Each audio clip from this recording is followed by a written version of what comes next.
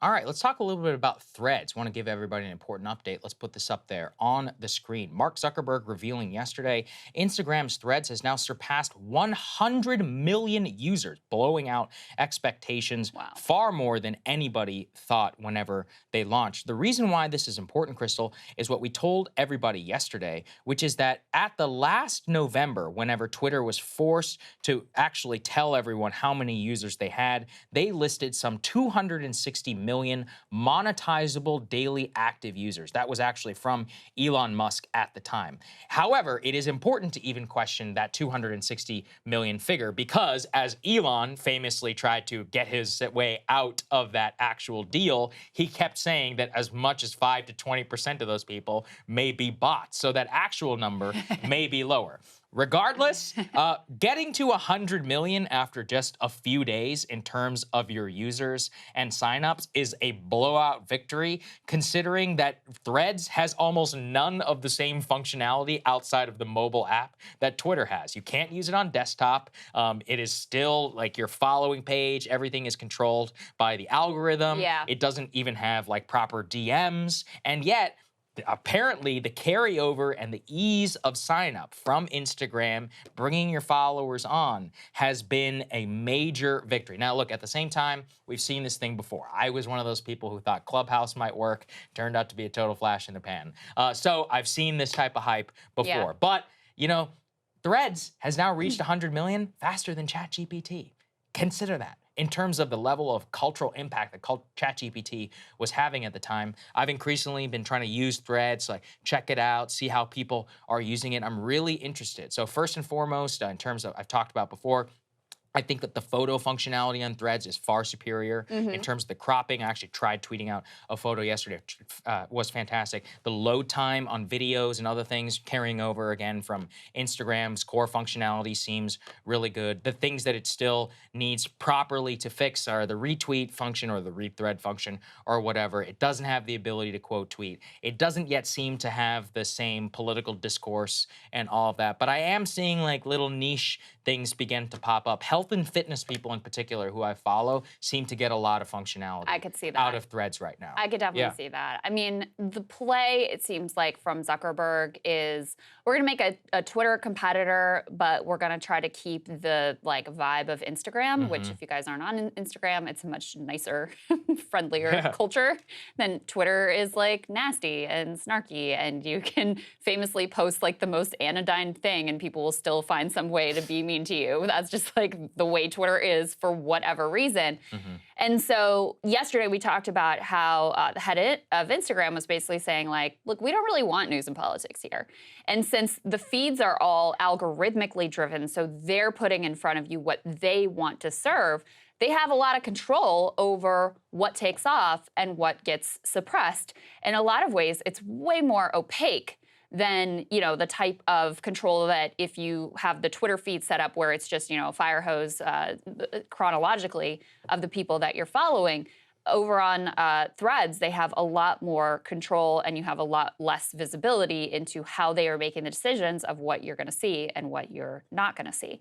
So it seems like the direction they're going in is they don't really want it to be the place for news and politics because news and politics is divisive, it's controversial, it's a pain in the ass for advertisers, so they'd rather not deal with it. Exactly. And if they want to keep the like happy, friendly vibe of Instagram, which is genuinely nice, like Kyle's not on Instagram, and every time I show him a post and like all the comments underneath are like, way to go, you're so great. He's like, what is this place? This is crazy. So, I mean, I think in order to try to keep that vibe, they're just basically like, we're not going to do politics. And I think that that really kind of sucks. In terms of whether it's going to be a success or not, who knows? But just to give you a sense, 100 million users, that's how many US TikTok users there are. I mean, these are giant numbers. This is like already puts it in league with some major social media competitors, and we're like not even a week in. So I do think the fact that you had so many people who could port over so easily from Instagram you cannot understate what a huge advantage that was, because you instantly come in and have people to talk to. You already have engagement with your posts. Whereas when you're starting from scratch over on Mastodon or Blue Sky or whatever, and you're in there and you feel like you're talking to yourself and no one even knows you exist, it takes a while to really get over that hump.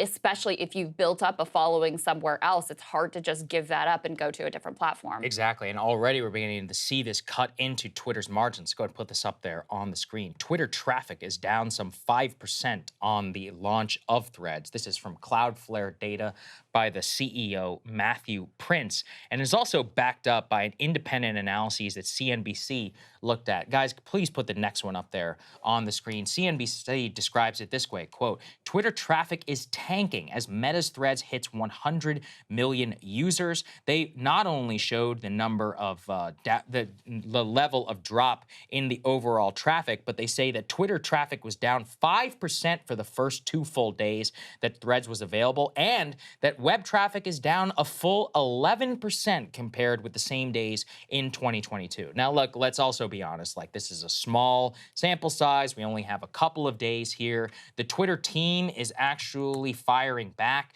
The new CEO, Linda Yaccarino, I think that's the right way to say it. Yeah, I think that's right. Says, quote, don't want to leave you hanging by a thread, but Twitter, you outdid yourselves. Last week, we had our largest usage day since February. There is only one Twitter. You know it, and I know it. Elon replying, cumulative user seconds per day of phone screen time, as reported by iOS and Android, is the hardest to game. I think we may hit an all-time record this week. So time on app. Look, first of all, I just want to say this. I think all these metrics are fake in terms of like user seconds, cumulative screen time, all of that. The probably one that matters the most is time on app. That's what Zuckerberg and all of them always focused on whenever it came down to Instagram versus TikTok. So, you know, I am calling on everyone to release those figures. We'll have to see.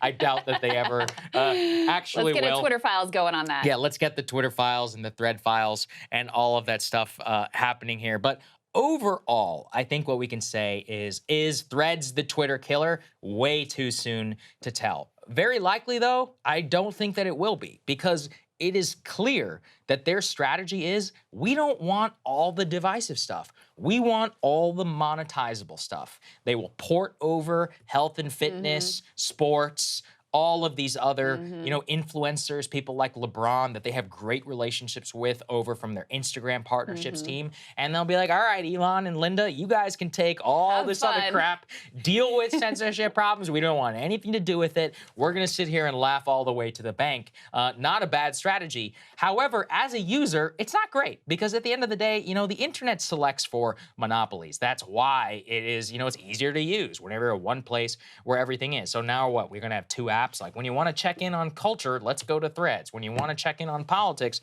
let's go to Twitter. That's a pain in the ass from your and my perspective. But I've also come to accept, like, maybe that's a good thing. I actually, you know, maybe not one platform does deserve to have everything. But the really unfortunate part is that it wasn't a real startup that was able to come in and gain 100 million users. It was an existing, you know, $1 trillion social media company. But it does show you quite a bit of savviness that Mark Zuckerberg has. He's basically doing to Twitter what he did to Snapchat with the invention of Instagram stories. And Yeah, it took Snapchat true. years to be able to catch back up. Yeah, that is true. I mean, this is something, Zuckerberg at this point has a horrific record in terms of innovating new products, like the whole metaverse thing. Yeah, disaster. Total disaster, like 100% flop disaster. That sort of vision isn't there, but he does have a pretty good track record of seeing what is working in the marketplace, replicating it, and, you know, being able to grab market share and have an impact in that way. So he does seem to know how to do that piece.